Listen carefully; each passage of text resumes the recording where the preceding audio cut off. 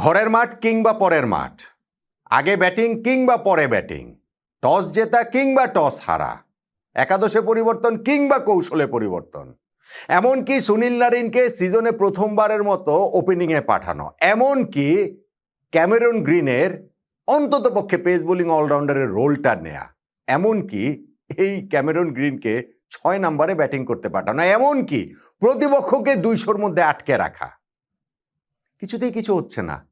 Kolkata night Riders যত কিছুই করুক না কেন এইবারের আইপিএলে তারা ম্যাচ জিততে পারছে না। আজকেও তারা চেন্নাই সুপার কিংসের কাছে 32 রানে হেরে গেছে, যেইটা এবারের আইপিএলে পঞ্চম ম্যাচে তাদের চতুর্থ পরাজয়। বাকি যে একটা ম্যাচ সেটা বৃষ্টির কারণে ভেসে গিয়েছে। বাকি 4 ম্যাচে কেকেআরের যে পারফরমেন্স, তাতে পাঞ্জাব কিংসের বিপক্ষে ওই ম্যাচটাতে বৃষ্টি যদি না হতো তাহলে সম্ভবত 5 ম্যাচ শেষে তাদের পয়েন্ট শূন্যই থাকতো। এখন যেমন 1 রয়েছে বৃষ্টির সৌজন্যে, সেইটাও হয়তোবা থাকতো না। চেন্নাই সুপার কিংসের কাছে কেকেআরের আজকের এই 32 রানে পরাজয়ের টার্নিং পয়েন্ট কোনটা, সেটা নিয়ে তো আলোচনাটা করছি। শুরুতেই ক্যামেরন গ্রিন। আইপিএলে দামি খেলোয়াড়দের একটা অভিশাপ রয়েছে এবং এইটা আমরা অনেকগুলো সিজনেই দেখতে পেয়েছি। এইবার ক্যামেরন গ্রিনকে যখন ওই মিনি অকশন থেকে কেকেআর 25 কোটি 20 লাখ রুপি দিয়ে কিনে নেয়, তখনই মনে হচ্ছিল তিনি না এই এক্সপেকটেশনটা সামলাতে না পারেন, এবং সেটাই হচ্ছে। এইবারের আইপিএলে এখন পর্যন্ত অস্ট্রেলিয়ার এই অলরাউন্ডারের পারফরমেন্স একেবারে ডিজাস্টার। আগের যে 4টা ইনিংসে তিনি ব্যাটিং করেছেন সেইখানটাতে তিনি রান করেছেন সব মিলিয়ে 18, 2, 4, 32, আর আজকে 0 রানে আউট হয়ে গেছেন। প্রথম বলটাতেই তিনি আউট হয়ে গিয়েছেন। তো 5 ইনিংস শেষে যেই ব্যাটসম্যানের রান হচ্ছে গিয়ে 56, তার মূল্য এই 25 কোটি রুপি। আচ্ছা, গত 2 ম্যাচ ধরে তাকে আবার ওই যে পেস বোলিং প্রথম 3টা ম্যাচে করেন নাই, এখানে পেস বোলার হিসেবে দেখা যাচ্ছে, পেস বোলিং অলরাউন্ডার হিসেবে, তো তাতে তো কাজের কাজ কিছু হচ্ছে না। গত ম্যাচটাতেও যেমন তিনি ডুবিয়েছেন, এই ম্যাচটাতেও পাওয়ার প্লেতে 2টা ওভার বোলিং করেছেন। সেইখানটাতে প্রথম ওভারটাতে 9 রান দিয়েছেন বটে, পরের ওভারটাতে দিয়ে দিয়েছেন 21 রান, মানে 2 ওভারে 30 রান দিয়েছেন। ক্যামেরন গ্রিনের পারফরমেন্সটাই আসলে বুঝিয়ে দিচ্ছে এইবারের কলকাতা নাইট রাইডার্সের এই বিবর্ণ পারফরমেন্সকে সিম্বলাইজ করছে দারুণভাবে, অথবা খুবই করুণভাবে। আজকের এই ম্যাচটার কথা দেখুন। এইবারের আইপিএলে নিউ নর্মাল হয়ে গিয়েছে যে 200 রান তাড়া করে জেতাটা। সেইখানে 200-র কম রান করে কোনো দল জয়ের আশা করাটাই তো একটু বাড়াবাড়ি। মানে এখন পর্যন্ত হিসাবটা তাই ছিল। আইপিএলে এখন পর্যন্ত 200-র কম রান করেছেন কমপ্লিট ইনিংসে, এরকম 7 বার ঘটেছে এই আইপিএলে। 7 বারই প্রত্যেকটা দল হেরেছে।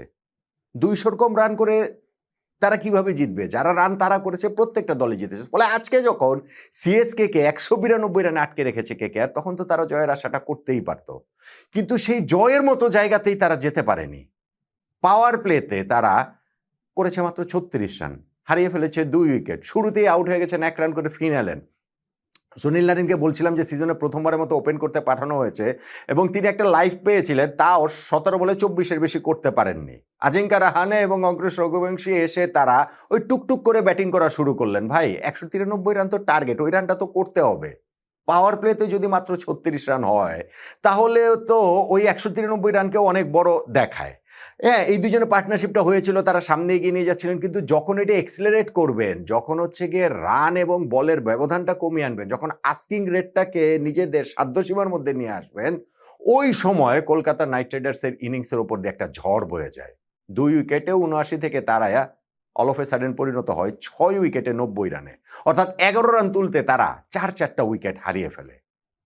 পার্টনারশিপটা ব্রেক করেন 27 রান করা রঘুবংশীকে আউট করেছেন যখন আকিল হোসেন, এবং বাকি 3টা উইকেট টপাটপ তুলে নিয়েছেন নূর আহমেদ, আফগান যে বাহাতি স্পিন জাদুকর। এবং সেই উইকেটগুলোতে ক্যামেরন গ্রিনের উইকেটটাও রয়েছে, যিনি মুখোমুখি হওয়া প্রথম বলটাতেই আউট হয়ে যান। তার আগে আজিঙ্কা রাহানাকে আউট করে দিয়েছেন এই নূর আহমেদ। তারপরে ব্যাটিংয়ে যখন নামলেন গ্রিন, প্রথম বলটাতেই তাকে আউট করে দিলেন এবং নেক্সট ওভারটাতে তিনি রিঙ্কু সিংয়ের উইকেটটাও তুলে নিলেন, যিনিও খুবই স্ট্রাগল করছিলেন। 12 বলে মাত্র 6 রান করেছেন। ফলে 2 উইকেটে 79 থেকে ওই জায়গাটাতে একটা সম্ভাবনা থাকলেও থাকতে পারতো। ধরেন না ওইখানটাতে পার্টনারশিপটা ব্রেক হয়েছে 10th ওভারে গিয়ে, তারপরেও 10 ওভার শেষে তাদের রান ছিল 3 উইকেটে 81, বাকি 10 ওভারে আরও 112 রান প্রয়োজন। এইটা আসলে সম্ভব, হাতে উইকেট থাকলে হলেও হতে পারে। কিন্তু ওই যে নূর আহমেদ যে আবার 3টা উইকেট তুলে নিলেন 2 ওভারে টপাটপ, এবং তার মধ্যে ক্যামেরন গ্রিনকে গোল্ডেন ডাকের স্বাদও দিলেন। এরপরে আসলে কলকাতা নাইট রাইডার্স আর ম্যাচে ছিল না কোনোভাবেই। ওই ম্যাচটায় রান তাড়া করে তাদের জেতার মতো অবস্থা ছিল না। ওই শেষ দিক দিয়ে গিয়ে যতই রবম্যান পাওয়েল, রমনদীপ তারা হচ্ছে ওই যে 2টা 30s ইনিংস খেলেন না কেন, শেষ পর্যন্ত তারা 160 রানে আটকে গেছে, 32 রানে ম্যাচটা তারা হেরে গিয়েছে। কিন্তু তাদের বোলিং এফোর্ট ভালো ছিল। চেন্নাইয়ের এই মাঠে তাদের বোলাররা খুব ভালো পারফর্ম করেছেন, স্পেশালি যদি আপনি পাওয়ার প্লের পরের অংশটার কথা চিন্তা করেন। পাওয়ার প্লেতে চেন্নাই সুপার কিংস তারা নিজেদের মাঠে একটা বিস্ফোরক শুরু করেছিল, এবং সেইটা সঞ্জু স্যামসন, আয়ুষ মাত্রেদের সৌজন্যে। ঋতুরাজ গায়কোয়াড় শুরুতে আউট হয়ে গেছেন, কিন্তু পাওয়ার প্লেতে তারা 2 উইকেটে 72 রান তুলে ফেলেছে, এবং 17 বলে 38 রান করে আয়ুষ মাত্রে আউট হয়েছেন, এবং সেই মাত্রেই কিন্তু ওই ক্যামেরন গ্রিনের ওভারটাতে 21 রান নিয়েছিলেন, 2টা 4 মারলেন, 2টা ছক্কা মারলেন। আর সঞ্জু স্যামসন রানে ফিরেছেন তো তিনি গত ম্যাচে, ফর্মে ফিরেছেন সেঞ্চুরি দিয়ে। এই ম্যাচেও তিনি 50 করতে পারেননি, কাছাকাছি গেছেন, তবে 32 বলে 48 রান একটা দারুণ ইনিংস খেলেছেন। ইনিংসের শুরুতে প্রথম 3টা বলে 3টা বাউন্ডারি মেরে যে টোনটা সেট করেছিলেন, পাওয়ার প্লেতে কিন্তু সেই জিনিসটা তারা অব্যাহত রাখে। কিন্তু কেকেআরের বোলাররা এরপরে দারুণ কামব্যাক করেছে। তাদের ওই যে সুনীল নারায়ণের স্পিন বলুন, কিংবা ধরেন শেষ দিক দিয়ে গিয়ে পেসাররাও তারা ওই কামব্যাক করেছে বলেই স্কোরটা সিএসকে এর কলকাতা নাইট রাইডার্সের সাধ্যসীমার বাইরে চলে যায়নি। যেই দলটা প্রথম 6 ওভারে সিএসকে 2 উইকেটে 72 রান করেছে, তারা মিডল ওভার্সে রানটা যেমন বাড়িয়ে নিতে পারেনি, তেমনি শেষে গিয়েও শেষ 4 ওভারে দেখেন তারা মাত্র 30 রান তুলেছে, যদিও তারা 7 উইকেট হাতে নিয়ে ঢুকেছিল। ফলে ওইখানটাতে তারা স্কোরটা হয়তোবা বাড়তে পারতো যদি ওই সঞ্জু স্যামসন টিকে থাকতে পারতেন। কিন্তু 32 বলে 48 রান করার পরে তিনি ওই কার্তিক টিয়াগের একটা 148 কিলোমিটার একটা দুর্দান্ত ডেলিভারিতে তিনি আউট হয়ে গিয়েছেন।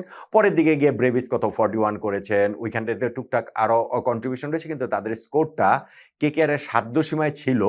মানে ছিল বলে কাগজে কলমে অন্তত পক্ষে মনে হয়েছিল, ইনিংস ব্রেকে মনে হয়েছিল ম্যাচ জয়ের জন্য কেকেআর ফেভারিট, কিন্তু সেই জয়ের ধারে কাছেও তো তারা আসলে যেতে পারল না। তাহলে এই যে ম্যাচটা, কলকাতা নাইট রাইডার্স এইবারের আইপিএলে এখন পর্যন্ত জয়হীনই থাকলো, পঞ্চম ম্যাচে চতুর্থ পরাজয়, বাকিটা বৃষ্টির কারণে ভেসে গিয়েছে। এবং চেন্নাই সুপার কিংস, মহেন্দ্র সিং ধোনিবিহীন চেন্নাই সুপার কিংস প্রথম 3 ম্যাচে হারার পর যে টানা দ্বিতীয় ম্যাচ জিতলো, সেইখানটাতে টার্নিং পয়েন্ট কোনটা? ক্যামেরন গ্রিনের বাজে পারফরম্যান্স বলে দেওয়াই যায়, খুব সহজেই এটা বলে দেওয়া যায়। এবং সেইখানটাতে ব্যাট হাতে বলেন, বল হাতে বলেন, এবং ব্যাটিংয়ে যখন স্পেশালি তিনি ওরকম গোল্ডেন ডাকটা মারেন, তখন তো এটা বলাই যায়। কিন্তু আমার কাছে মনে হয় কি যে শুধু ক্যামেরন গ্রিনের এই জিনিসটা রয়েছে, কিন্তু ওই যে ইনিংসের ওই মিডল ফেজটাতে 2 উইকেটে 79 থেকে 6 উইকেটে যে তাদের 90 রান হয়ে গেল, 11 রানের মধ্যে কলকাতা নাইট রাইডার্স যে 4টা উইকেট হারালো, স্পেশালি আকিল ব্রেক থ্রুটা দেওয়ার পরও নূর যে তার 2 ওভারে 3টা উইকেট তুলে নিলেন, আজিঙ্কা রাহানে, ক্যামেরন গ্রিন ও রিঙ্কু সিংয়ের, ওইটাই কলকাতা নাইট রাইডার্সকে এই ম্যাচটাও জয়বঞ্চিত রাখলো। সেইটাই কলকাতার জয়হীন আইপিএল কন্টিনিউ করার এবং সিএসকে টানা দ্বিতীয় জয়ের